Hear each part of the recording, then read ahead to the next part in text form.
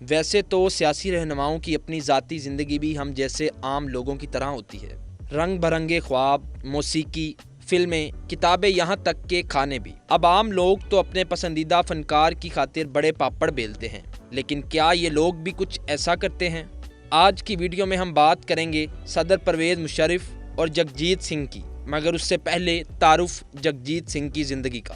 لیکن اگر آپ نے ہمارا چینل سبسکرائب نہیں کیا تو اسے سبسکرائب کریں اور ساتھ ہی ساتھ بیل آئیکن کے بٹن کو بھی دبائیں تاکہ ہر نئے آنے والی ویڈیو آپ تک بآسانی پہنچ سکے۔ جلندھر کا ڈی او کالج ان دنوں ٹاؤن شپ کے باہر ہوا کرتا تھا۔ اس کا نیا ہاسٹل کالج کے سامنے کی سڑک پر اس پار تھا۔ جگجیت سنگھ اس ہاسٹل میں رہتے تھے۔ لڑکے ان کے آس پاس کے کمروں میں رہنا پسند نہیں کرتے تھے کیونکہ جگجیت سنگھ صبح 5 بجے اٹھ کر 2 گھنٹے ریاض کرتے تھے۔ وہ نہ خود سوتے تھے نہ بغل میں رہنے والے لڑکوں کو سونے دیتے تھے۔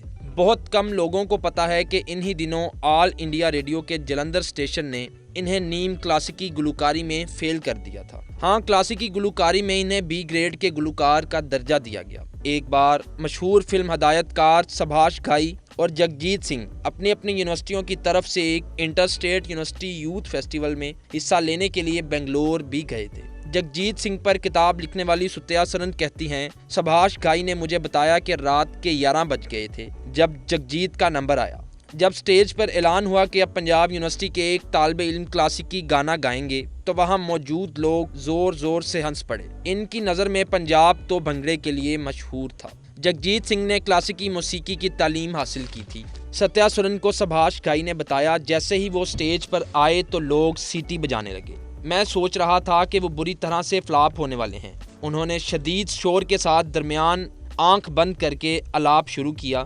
30 سیکنڈ کے بعد وہ گانا گانے لگے۔ آہستہ آہستہ جیسے جادو چھا گیا۔ وہاں موجود لوگ کلاسیکی موسیقی سمجھتے تھے، جلد ہی تالیوں کی آواز آنے لگی، پہلے تھم تھم کر اور پھر پورے جوش سے۔ جب انہوں نے گانا ختم کیا تو اتنی زور سے تالیاں بجی کہ میری آنکھوں میں آنسو آ گئے۔ وہاں جگجیت سنگھ کو پہلا انعام ملا۔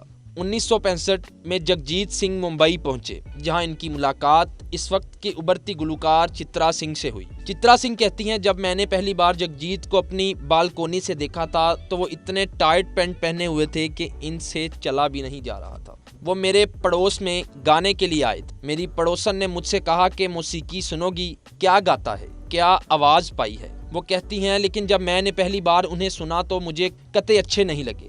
میں نے 1 منٹ بعد ہی ٹیپ بند کر دیا۔ 2 سال بعد جگجیت اور چترا اتفاقاً ایک ہی اسٹوڈیو میں گانا ریکارڈ کرا رہے تھے۔ چترا بتاتی ہیں، ریکارڈنگ کے بعد میں نے انہیں اپنی کار میں لفٹ دینے کی پیشکش کی، صرف تکلف میں کہا کہ میرا ڈرائیور مجھے ڈراپ کرنے کے بعد آپ کو گھر چھوڑ دے گا۔ جب میرا گھر آ گیا تو میں نے پھر تکلف میں انہیں چائے پینے کے لیے کہا۔ میں کچن میں چائے بنانے چلے گئی، تبھی میں نے ڈرائنگ روم میں ہارمونیم کی آواز سنی، دھواں سا اٹھ رہا تھا۔ اس دن سے میں ان کی موسیقی کی قائل ہو گئی۔ آہستہ آہستہ چترا سنگھ کے ساتھ ان کی دوستی بڑھی اور دونوں نے ایک ساتھ گانا شروع کیا۔ جگجیت سنگھ نے ہی چترا کو سر، سادھنا، تلفظ اور اتار چڑھاؤ کا فن سکھایا۔ جگجیت سنگھ کے چھوٹے بھائی کرتار سنگھ کہتے ہیں کہ اس کامیابی کی وجہ موسیقی اور نظموں کا انتخاب تھا۔ وہ کہتے ہیں کہ جگجیت سنگھ مغربی آلات کے ساتھ سٹیریو فونک ریکارڈنگ کے ذریعے غزل کو نئے دور میں لائے۔ 1979 میں ان کا ریکارڈ کم الائیو آیا۔ اس میں کئی نئی چیزیں تھیں، جیسے کنسرٹ کی لائیو ریکارڈنگ، غزل سناتے سناتے جگجیت سنگھ کا سننے والوں سے بات چیت کرنا اور کبھی کبھی لطیفے سنانا۔ کرتار سنگھ کہتے ہیں کہ اس کی ایک وجہ یہ تھی کہ وہ اپنے مداحوں کے ساتھ رابطہ قائم کرنا چاہتے تھے اور انہیں ساتھ لے کر چلنا چاہتے تھے۔ چترا سنگھ کہتی ہیں کہ وہ لطیفے اس لیے سنایا کرتے تھے کہ تاکہ سازندوں کو تھوڑا آرام مل سکے۔ شاعر اور فلم ساز گلزار کی T V serial Mirza Ghalib سے بھی جگجیت سنگھ کا بہت نام ہوا۔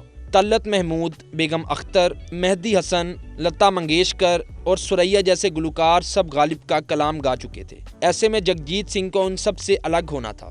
اس البم کے ساتھ جگجیت سنگھ نے تاریخ بنا دی۔ ستیا سرن کہتی ہیں، گلزار اور جگجیت دونوں قابل، تخلیقی اور جینیس، لیکن دونوں میں تھوڑا مقابلہ بھی رہتا تھا، لیکن ساتھ ہی ایک ہم آہنگی بھی تھی۔